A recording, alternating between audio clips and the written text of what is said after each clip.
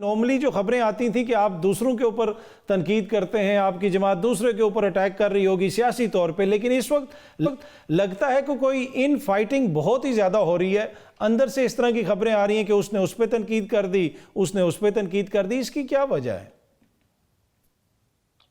देखिए, हमारी तरजीहात दो ही है।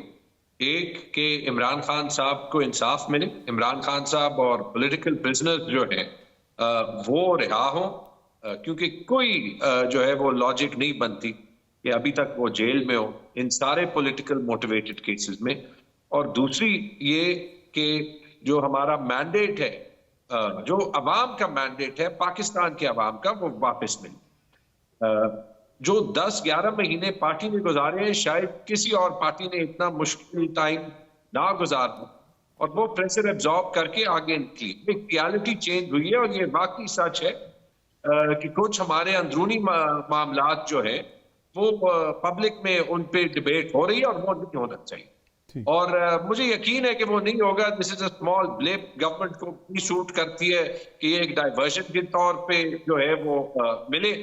सारा फोकस इसे लीगल गवर्नमेंट पे होना चाहिए, सारा फोकस इमरान खान की रिहाई पे होना चाहिए, और इंशाल्लाह पीटीआई और हम सारे जो है पीटीआई में हम ये इंश्योर करेंगे कि ये हो। अच्छा, अब ये जो वकला का किरदार रहा और कहा जा रहा है कि अब सियासी जो लीडरशिप है वो ज़्यादा मुतहरिक किरदार अदा करेगी, लेकिन खान साहब जेल में हैं। आज भी हमने देखा कि उनका साइफर के हवाले से जो मुकदमा है वो भी इस्लामाबाद हाई कोर्ट में चल रहा था। तो ये कितना आप लोगों को एक मुश्किल पोजीशन में डाल देता है कि वकला का एक्सेस तो है, लेकिन जिस तरह अगर आप चाहें तो आप अगर उनसे मिलना चाहें तो बड़ा मुश्किल होगा आपके लिए। तो ये भी एक हर्डल है इसमें पॉलिसी साजी में, और ये जो सारे मामला चल रहे हैं इस वक्त। जब हम बात करते हैं ना कि पीटीआई से ये गलती हो गई, एसआईसी की ज्वाइनिंग की गलती हो गई, या सिंबल सही नहीं लड़ा, हम एक हकीकत को जो है वो भूल जाते हैं। वो हकीकत ये कि पीटीआई को दीवार से लगाया गया, बल्कि पाकिस्तान के अवाम को दीवार से लगाया गया, और फिर वो विक्टिम ब्लेमिंग होती है कि देखिए गलती इन्होंने की। भाई, अगर फैसला जो है वो सिंबल लेने का ना आता तो पाकिस्तान के इलेक्शंस का जो माहौल है वो शायद वो ना होता जो था। अगर डीआरओज और आरओज का फैसला वो ना आता और वो ब्यूरोक्रेसी के बजाय जुडिशरी से आते, तो शायद जो 9 मई को जो शर्मनाक वाकयात हुए हैं पूरे पाकिस्तान में, तो शायद ना होते। याद रखिए, मैं फैसलों की तनकीद कर रहा हूं, रिस्पेक्टिंग द सुप्रीम कोर्ट, लेकिन ऐसे वक्त में पीटीआई को करना, देखिए हमारे लॉयर्स भी ट्राई कर रहे हैं, हमारे पॉलिटिकल लीडरशिप ट्राई कर रहे हैं, और जो ये इमरान खान साहब से एक्सेस कंट्रोल करके जो सिचुएशन बनाई जा रही है, इसका भी नुकसान पाकिस्तान को हो रहा है। कि जब तक ये मैंडेट नहीं मिलेगा, जब तक PTI as a proper political party function नहीं करेगी, मुश्किल है कि पाकिस्तान में स्टेबिलिटी।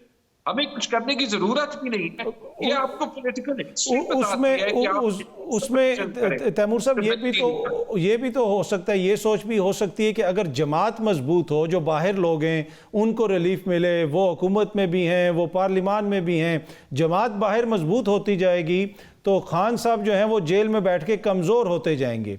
इस बयानिए को आप किस हद तक मानते हैं? अच्छा साहब, जो भी सोच है ना, हमने देख लिया है कि जितनी भी माकियावेलियन सोच होती है, जहां पे हुक्मरान कोशिश करते हैं कि वो अवाम के जज्बात को कंट्रोल करने की, वो नहीं काम करती।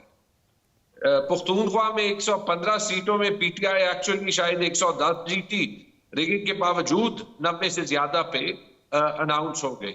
अच्छा, ये वैसे आप इधर हमारे प्रोग्राम में ही कह के गए थे कि तमाम तर धांधली के बावजूद हम 85 से ज्यादा सीटें जीतेंगे। ये इंतखाबात से पहले आपने ही कहा था। आज पंजाब में ही देख लें, आपके मीडिया के दोस्त कह रहे हैं कि गुजरात तक पीएमएलएन सीट ही नहीं जीती, पीटीआई स्वीप किया अगर आप फॉर्म 45 पे जाए। तो मतलब कि ये 2 साल जितना कुछ हुआ था, ये इसमें कोई चीज काम नहीं आई, और एंड में पाकिस्तान की तारीख सबसे शर्मनाक इलेक्शन, रिगिंग भी नहीं, इलेक्टोरल मैनिपुलेशन करनी पड़ी। तो आप आगे और ऐसे हमें इस्तेमाल करें, जो भी सोचे वो कामयाब नहीं होगी, लेकिन पाकिस्तान की स्टेबिलिटी के रास्ते में आए। और अगर पाकिस्तान में आगे बढ़ना है, then we have to allow a proper political process to run। अब देखिए, अभी मैं मोहसिन नकवी का बयान पढ़ रहा था, ये भी वैसे एक अच्छी चीज है कि जो न्यूट्रल केयरटेकर गवर्नमेंट थी उसमें जिन्होंने सबसे ज्यादा बायस प्ले किया उन सबको अपना इनाम दे। लेकिन अभी मैं उनका बयान पढ़ रहा था, सोशल मीडिया पे रिस्ट्रिक्शन होनी चाहिए। आप कब तक पाकिस्तान की अवाम की आवाज को फिक्र?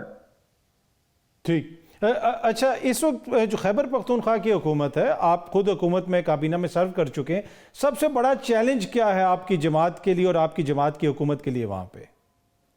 दो चैलेंजेस हैं मेरे ख्याल में, एक बल्कि तीन चैलेंजेस। एक मैंडेट वापस करने का, वो पूरे पाकिस्तान में है और मेरे ख्याल में पख्तूनख्वा पहल कर सकती है वहां पे। एक जुडिशल कमीशन मेरे ख्याल में पख्तूनख्वा में बन सकता है।